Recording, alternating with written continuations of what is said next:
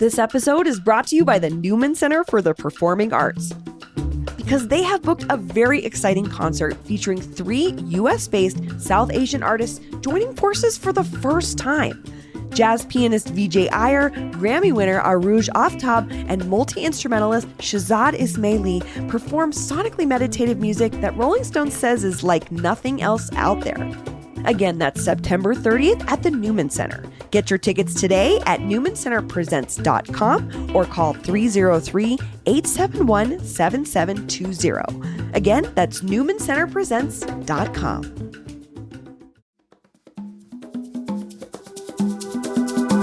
Today on CityCast Denver, there's a bug going around, the startup bug. Colorado has always attracted big dreamers, but we've never seen as many new business filings as we've seen so far this year.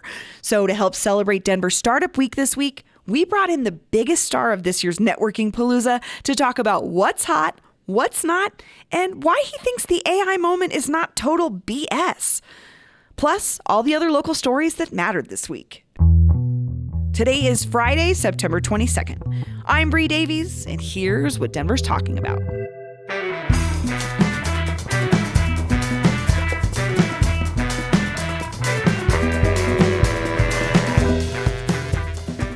Hey, before we start the show, I want to tell you about something cool. Do you like what we do here? Do you value local journalism? Become a founding member of CityCast Denver today. For as little as $8 a month, you can help make this show happen. Plus, you get access to ad-free listening. Visit membership.citycast.fm for more info. Now, on with the show. Welcome back to CityCast Denver, the show about the city where you can now buy vape juice that smells and maybe tastes like Illegal Pete's famous queso. Sorry, this was something... You're going to blame me for this one, too? Like, this is such a Paul thing. This sounds so disgusting to me. Isn't there a part of you that's like, yeah, I'll try that? No, I like the queso. Not. The queso is very good. Maybe that's part of it. Is like I'm not a fan of Illegal Pete's queso. So where's your queso? I mean, I call it like skating rink cheese, like that you get with a pretzel, like a seriously atomic out of a bag. That's really my kind of queso. Okay, well, all right. When they have skating rink vape cartridges, I guess. Let me know. I've never vaped, so I don't know. Actually, I haven't either. We're the wrong demographic for this. Well, queso-flavored vape juice aside, it's Friday. We're in the 5280 Magazine Studios in beautiful downtown Denver. And especially this morning. Oh, my God. It's one of those days where you're like, this is why people move here. Mm-hmm. Yes, exactly. Walk outside. It's gorgeous. Beautiful. It's beautiful. We have a special guest today. He's the CEO of Magic School AI, one of the fastest growing startups in Denver, with 170,000 users in just 6 months. And this week, he was one of the keynote speakers at Denver Startup Week. Adil Khan, welcome to the show. Thanks so much for having me. And that is now 200,000 users, and that's less than 4 months. What? And we're super excited about the growth and helping teachers with artificial intelligence. Magic School sounds pretty sick. It's an interesting idea. It's an interesting new idea. What is this? What is it? So Magic School AI is a generative AI platform for teachers. So if listeners are familiar with things like ChatGPT, sure. This is a platform that captures all the highest leverage use cases for a K-12 educator, puts them in one place, makes them really easy to use. You don't have to be a prompt engineer. You don't have to have gone really deep with AI, and you can get some really high quality materials generated from the platform. So this is you used a very large term, high leverage use cases. So this is like, would you explain that? Like is that like gathering data and putting it into, what does that mean? No, it's basically using the power of this transformative technology that is kind of taken the world by storm the last 8-12 months. And saying, what, as a former educator myself, I thought to myself when I was tinkering with ChatGPT, what would I use this for? Sure. So like what can AI do that a teacher needs help with that could assist them in doing it? The way that I think about it when I describe using generative AI, not just to teachers, but to anyone who's using it in the work world is, you're still doing the thinking, but you're outsourcing some of the doing to AI. Paul, what are your thoughts on this type of AI? I mean, I don't know. It's an interesting thing that's happening right now. I think it's totally unproven, actually, in the marketplace. That's kind of what I'm interested in talking about today is like you came to this from being a principal at a local high school, very well rated, ranked high school. But it's Denver Startup Week this week. And AI, I understand, is like the thing. So I want to hear about your experience. Like, what are people talking about at Denver Startup Week? As a first-time entrepreneur, what are you feeling? What are you seeing? So one, as a first-time entrepreneur, this is the first time I've also been at Denver Startup Week, and I have been just astonished by the level of community. And there's a saying that they ascribe to, which is give first. So there are a lot of very established entrepreneurs who've been very successful who come to this Startup Week, and their whole mentality is, I want to help new entrepreneurs and help them get their businesses off the ground. The amount of people who are really engaged and excited to be there was just inspiring. I will now reveal my secret motive for wanting to have you on the show in the first place, which was to finally get to talk about my experience at Denver Startup Week 5 years ago. I was the host of the official the official Denver Startup Week podcast, Mile High Hustle. And what you just said, like, took me right back to that moment. I remember being in that room and seeing how hard people go for this. Yeah. This, like, what is essentially a giant networking event. I mean, at the time they called it the largest free entrepreneurial event in the world. I said that a bajillion times. Now I looked at their website, they call it something else now. They call it like the largest free event of its kind. But like it is really a time where this community comes out and like is all over downtown, and it is just exhausting, is what my memory of it. I mean, there are so many events going on at once, like it's really hard to keep track of it all. But it is this idea that, Mike Johnston, our new mayor, came and spoke, and, he talked about startups and new businesses being the lifeblood of cities. And I think that can be true. Is that your sense of him, honestly? Because every politician is going to say that, right? And do you really think, how do you honestly feel? You asked someone who Mike's the reason I'm in Denver. He's been my mentor for a long time. So you asked somebody who's going to have a really heavy bias here.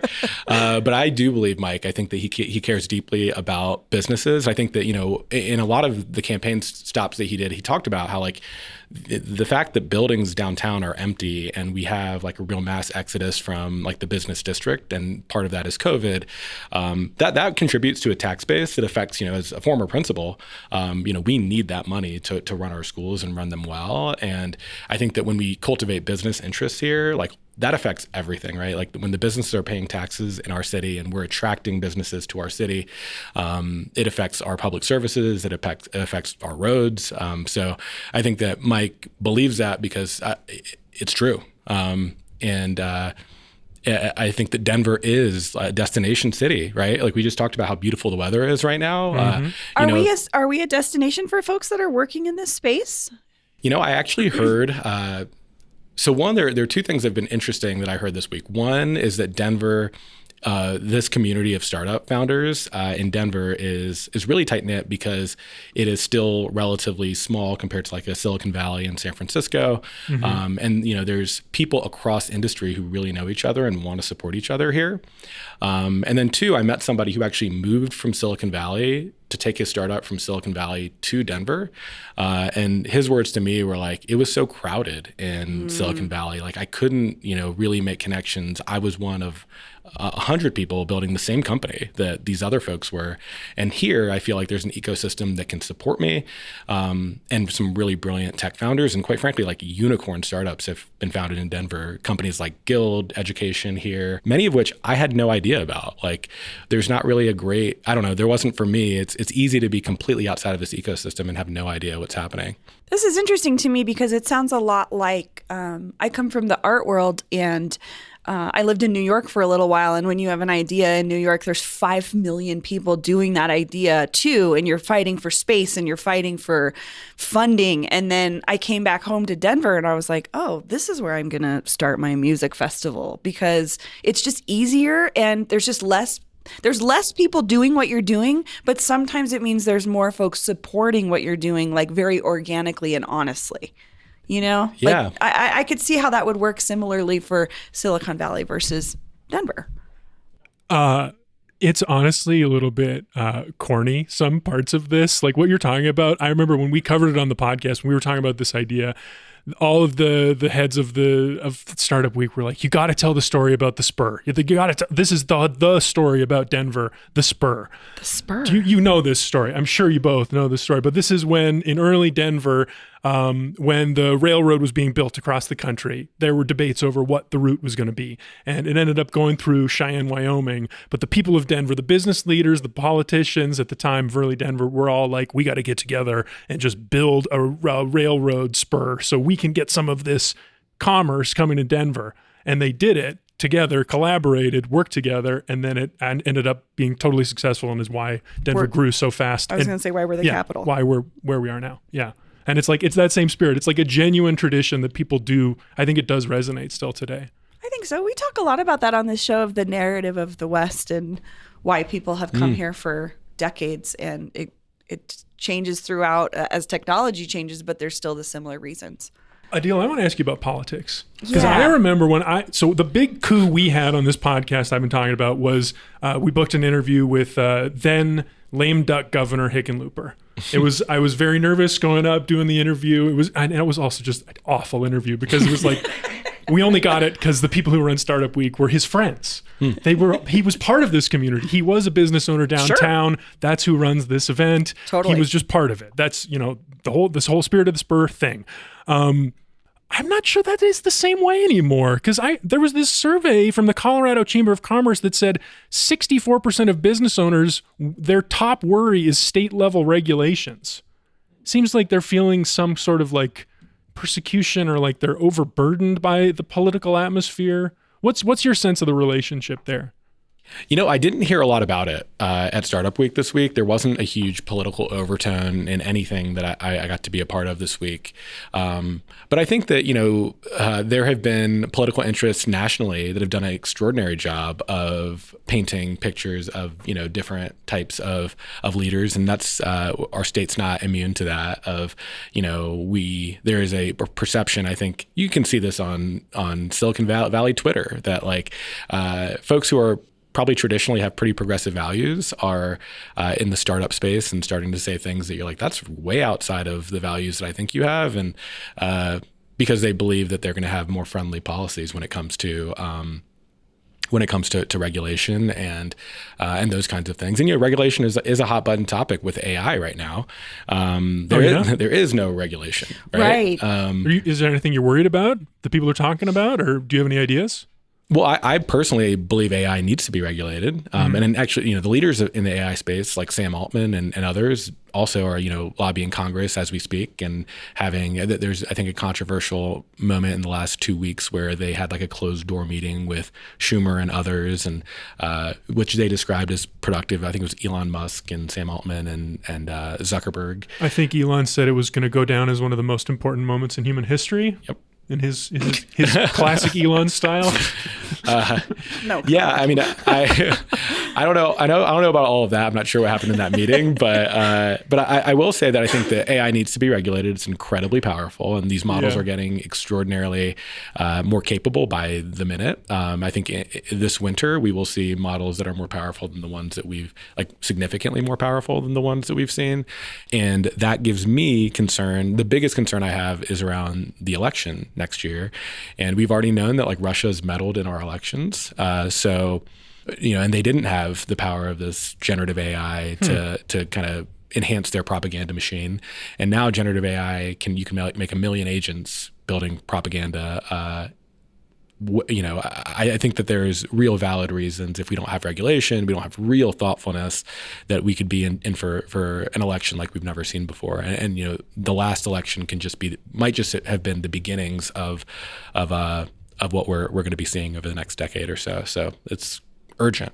Adil, 5 years ago at the Denver Startup Week, we made an episode about like the emerging industries, the new hotness, and that's kind of what we're talking about now. AI seems like it was the new hotness this week. Would you say that at Denver Startup Week this week? Definitely. Absolutely. Yeah. Clearly, right? Okay. 5 years ago, it was weed and cryptocurrency. This is what the same feeling that you're bringing about AI. So one of those was enduring. Well, was it? Which one? I'm gonna say weed. Weed is tanking right now. Yeah. Oh my gosh. Yeah. The sales peaked in 2021, pandemic, I guess, and now we've gone down every year since, back to like pre-2019, 2018 levels. It's like full on tanking. So let me give you what I think the big difference is here. So one, I think that weed, it's hard for me to speak on. I'm not super connected to that industry. I thought it was doing really well. But for cryptocurrency is a good example, like Web3, whatever you want to call it. You had to believe a lot of things in order for that to be meaningful, right? You had to believe that the future would be in the metaverse. You'd have to believe that like we're going to be using digital currency in every transaction that was not the US dollar. There were a lot of you'd have to make some leaps about like what the future would be like to be compelled by that. You had to believe your bro friend that was the only one telling you about crypto, who also is a Joe Rogan fan. And I was like, dude, you're the only person in my life talking about this. I don't know how legit it is. Who also happened to be doing a lot of weed. Yes. Maybe there is a connection. He grew weed in our house. So yes. But for this, you don't have to have you don't have to peak in imagination. It's in front of us. We can all use it. And what the learning curve is now is just adoption. The technology is extraordinarily powerful. I always say this, there's these huge numbers of people who've used AI. It's the fastest growing technology ever. The OpenAI's ChatGPT is the fastest growing app of all time. But the vast majority of people who use ChatGPT go to it and they say what are some ideas for dinner tonight? Or what's the capital of Vermont? They think of it like search. That is not what you should do with it. The most powerful thing to do with it is ask it to do something extraordinarily challenging and specific. And then you'll get the magic of AI out of it. You have to do way more thinking than you would for a Google search.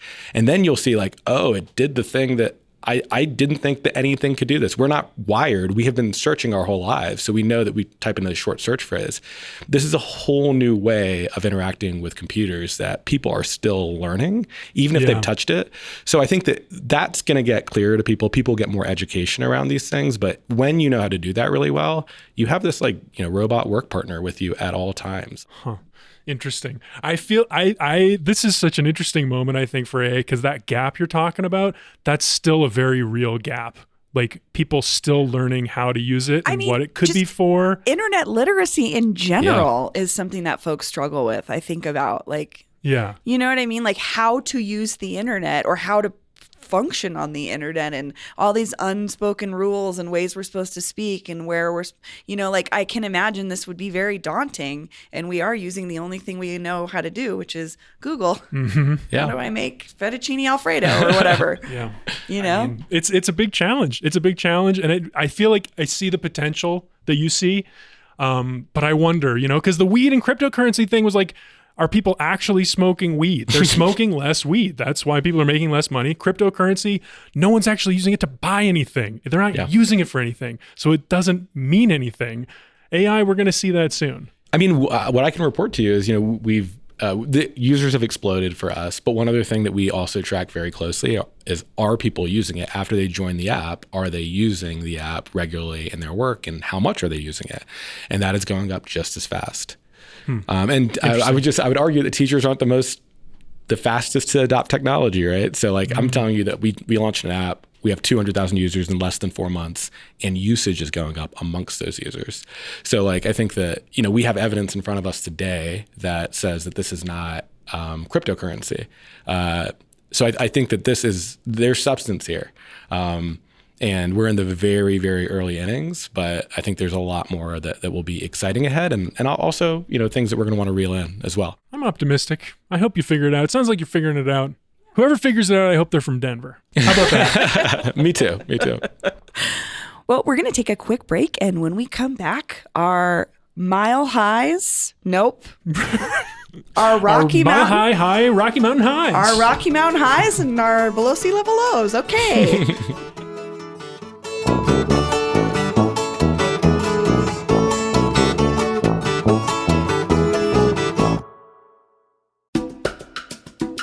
This episode is brought to you by Bad Boy Boards.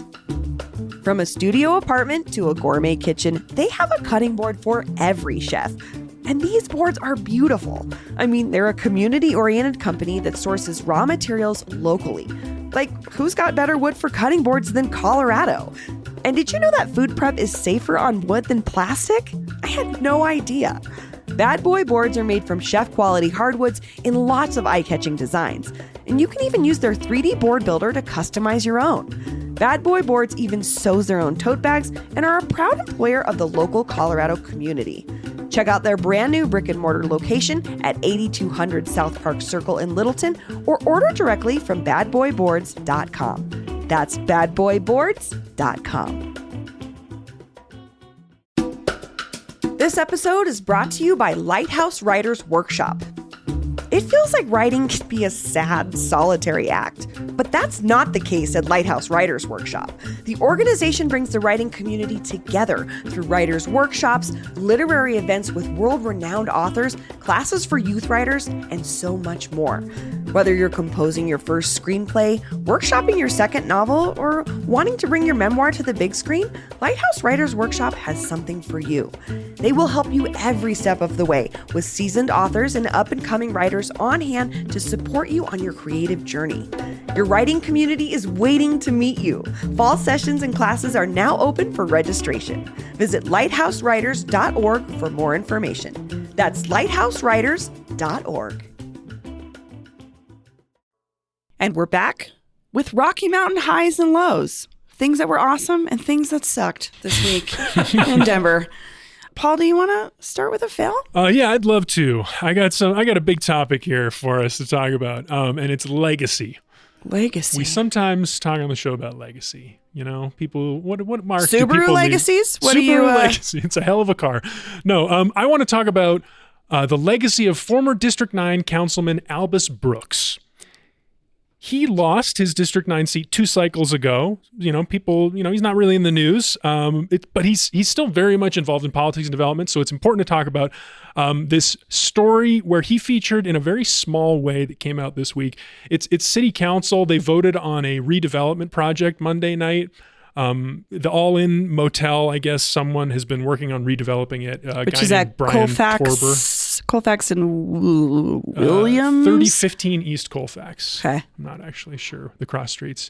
But anyway, in the reporting around the redevelopment of this motel, it came out that a few years ago when this developer guy, Brian Torber, bought it, at the time, the All-In Motel was just this cheap place for mostly unhoused folks. Transitional housing spot, for sure. Yeah. So this is where Brooks comes in. Quote from Business Den. Torber said he bought the site expecting to do a residential project, but that then Councilman Albus Brooks encouraged him to consider a hotel. He did not. Add this to my list of things that I think Albus Brooks did wrong. What? It was going to be housing. When do we need more hotels? When have we ever needed more hotels? Albus should know. Also, Albus should know better. He was like king of the camping ban. Come on, bro. So anyway, this project, thanks to City Council, an 8-5 vote on Monday night, is still going to get public financing to become a boutique hotel. To become a boutique hotel. Are you kidding me? This involves Denver Urban Renewal Authority, which has a sordid past. This is ugly. I don't like this. I'm just surprised this happened, to be honest. I'm not. It's like feels like same old, same old. It's like we keep having a housing problem, but we don't want to solve it. Not that one place is going to solve it, but I would say that's a centrally located place. It's right on a bus line. That would be a wonderful spot for apartments or housing. A deal? Do you want to enter this? Do you want to enter the Thunderdome of Bree being mad? Yeah, well, I'll go on a lighter note of a low. But Rocky Mountain low this week, I will say is, we have an intern at Magic School, and she's a former student of mine. Her name's Olivia Hebert. Shout out Olivia. And she's a Denver native. She's amazing.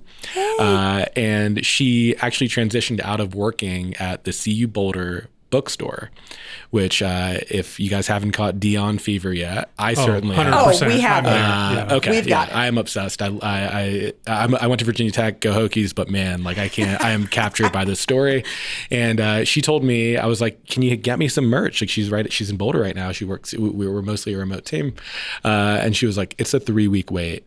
for anything at the No. bookstore Oh right yeah, now. I heard so. I heard their sales went up like 800% or Really? something. Oh, Yes.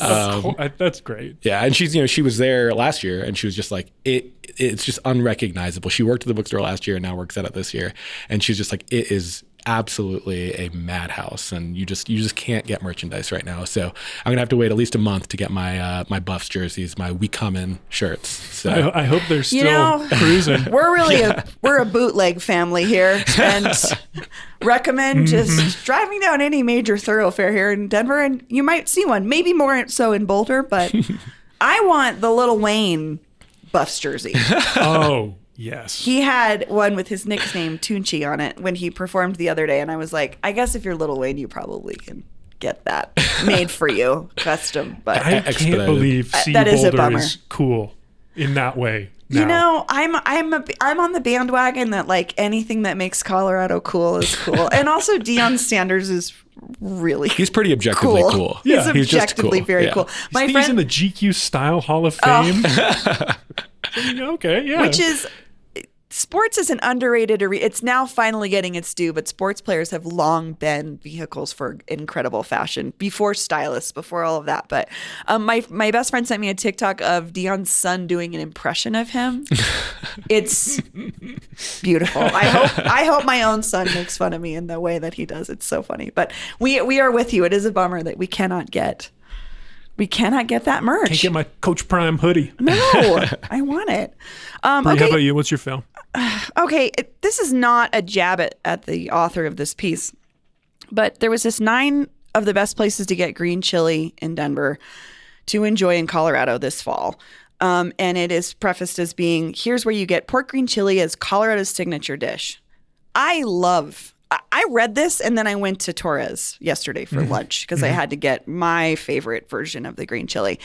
The list is a little suspect. I'm just going to say it. What's wrong with it? Well, La Loma, I don't know if they're a Colorado institution. I don't know if I would qualify their chili as our kind of green chili, which is soupy, chunky with pork. You got to have a layer of grease over the top of it. And that's not how their chili doesn't come out that way to me. Also, suspect, El Taco de Mexico. Yeah, that's the one we're going to talk about. Listen, Go on. Listen, I'm not attacking another James Beard acknowledged institution in Colorado. Most badass ladies. I love that restaurant because you go in and you do not see a man working there anywhere. This place is like head honcho women run that place, and you wait in line and they will take your order when they are ready. But what this is really about to me is they don't do Colorado style green chili. It's green. It's not, I don't remember it having pork in it. I don't think it's it not does. soupy. And I just It's thought a little soupy. but not in the way that our green chili is. And this list just felt a little bit misinformed. And I feel that it's spreading a little bit of misinformation about Misinformation. what Are you saying Colorado this list green is fake chili news? is. Not fake news, just there's not, I mean, Chubby's is on there. That's a no duh, but like La Fiesta's not on here. El Noa Noa's not on here. Like, I'm a little, This could be an AI generated list. that's, Uh-oh. Possible. oh my gosh, that's something we did not talk about. A deal is the influence of AI in journalism, which has been so far kind of a nightmare. Press releases. Press releases, obituaries, the most recently Yeah, I saw nightmare a one. bad one. Bad one. But at any rate, all I'm saying is I don't know if this is a correct list, and I feel that folks are getting a misunderstanding of what Colorado green chili is from it, and I don't like to see that information out there. We would say do your due diligence. Help with AI, but then make sure you go to the other restaurants too. It's not going to give you Go perfect into the answers. restaurant and check it out. Yeah, that is really the important takeaway.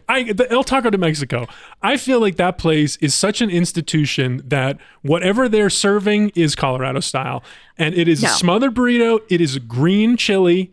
It's not pork and green chili. It is a green chili. Paul. It's smothering a burrito. That should fall under the umbrella of Colorado style green chili to me. That's my point. Okay, I'm redirecting you to one of our first episodes, maybe our first episode ever, with Gustavo Arellano, the gentleman that wrote the He's an book authority. I recognize it. on Mexican food across the country. He would tell you that is not true. I could tell you that. Patty think? Calhoun will tell you that is not true. Well, I might quibble with them too then on this point. Call in if you have some beefs with my definition of green chili. Please do. Call into the green chili controversy hotline, 720-500-5418. Again, just a mild fail, but not the end of the world. Let's get to wins. Paul, what is your Rocky Mountain High this week? My Rocky Mountain High, it's a nice little story about a jam band hero here in Denver. Which band? I was on Reddit. I actually don't know what band. So that's not what the heroism is about. It's about a post that I saw on the Denver subreddit a few weeks ago. This person who goes by the name Groove Mountains, they posted about a jam night that they were starting at this Grateful Dead themed bar. Which one? The one you're thinking of. So Many Roads? Exactly. Okay. So this person was like, I heard some rumors, but also this is a big opportunity and I'm really excited. And this is where all my friends say this is the best Grateful Dead bar. Yeah. So this person was like, what's up with these rumors? So this post turned into a huge conversation. It was giant. It's the conversation we all are familiar with around Notorious Ding Dong, as you put it, Bree. Jay Bianchi, owner of many a Grateful Dead themed things. Has been known to abuse musicians in various ways, Yes. Allegedly sexually assaulting multiple women, as we reported on this show. I checked with the DPD. I knew I was going to talk about this. I checked with the DPD. I don't have an update on that investigation yet. That's still open, but Okay. I will on the show soon. Anyway, the update from Groove Mountains is after the post hit the front page of Our Denver, they canceled, they relocated, they found a new place for their jam, and it's on this Sunday evening. And thanks to the buzz created by the post, this is what they say. Thanks to the buzz created by the post, that helped me secure this spot at Goosetown Tavern. And nice. Looks like it's going to be a huge, huge success. Jam sesh at the Goosetown, a new alternative Grateful Dead themed bar. I wouldn't call Gustav a No? Grateful Dead themed bar. I've never actually been. I just kind of assumed it was. I know. I'm thinking about my friends that do like hip hop nights there and soul nights. Oh, really? And yeah, they'll have live music. My dear friend Mandy Yakis performs there, has been a bartender there. Yeah, I would say it is not your run of the mill Grateful Dead bar. However, bars in Denver are pretty open. You can hang out. So go hang out with other jam guys. Yeah, at an Ladies, inclusive, dudes, welcoming people. space. Okay. I like that. There you go. I'll go. My win is I found out this week that my family has a little personal connection to the saving of the Sid King's Crazy Horse neon sign. Corky Scholl from Save the Signs did a little 2-minute piece on. So the sign exists now in what we know as the Crazy Horse Bar. We've interviewed Steve and Alex, the owner. The new Crazy Horse. The new Crazy Horse Bar, which is awesome. And it's hanging there. You can see it. It's this gorgeous neon sign. But it was actually saved from being thrown in the trash in 1984 by my uncle, Ed Coots, and his best friend, Reed Weimer. Both of them are artists. They met in art school. Reed's been a foundational figure here in the art scene. You might know him from early pirate days.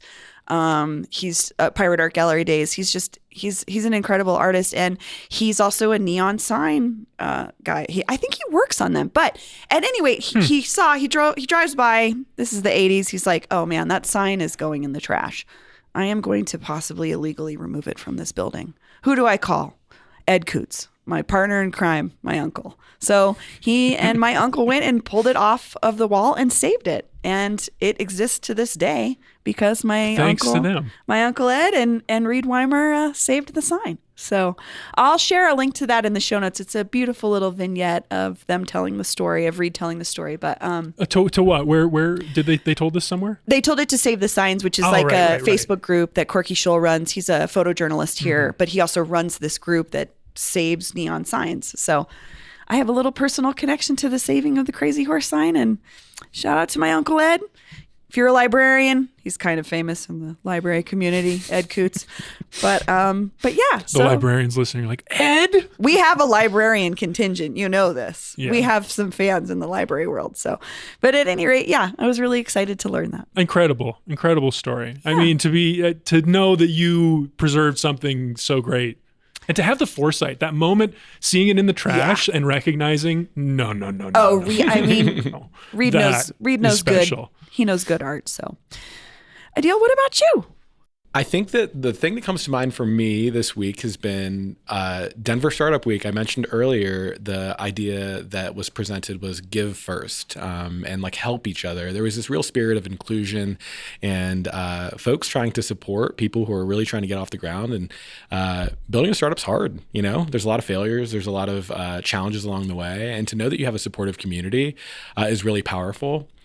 I also would say that one thing that is a big takeaway for me this week that's just exciting about being in a city like Denver is I have been in the city, in the center of it, like living in the center of it more or less for the last 10 years. And I lived in my own bubble of public education and didn't even know that Denver Startup Week existed. I didn't know there was this energy. I didn't know there was this community.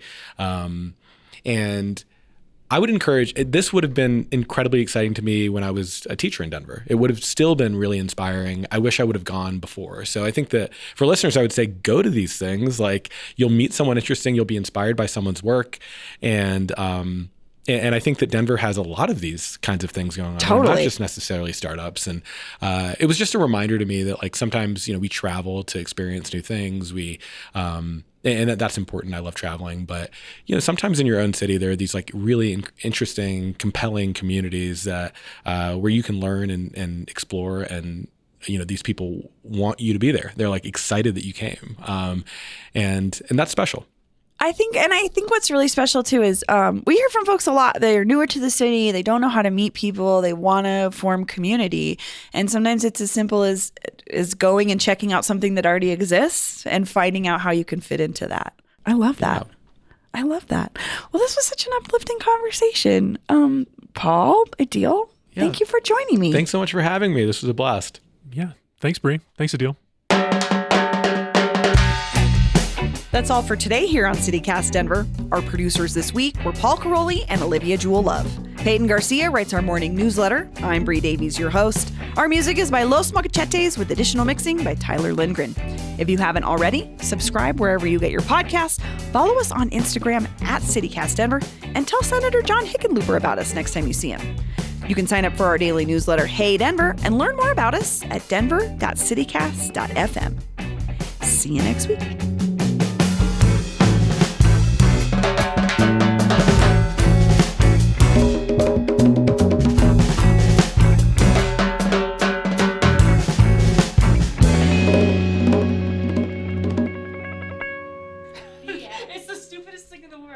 I literally cannot hear the difference. I can for some reason.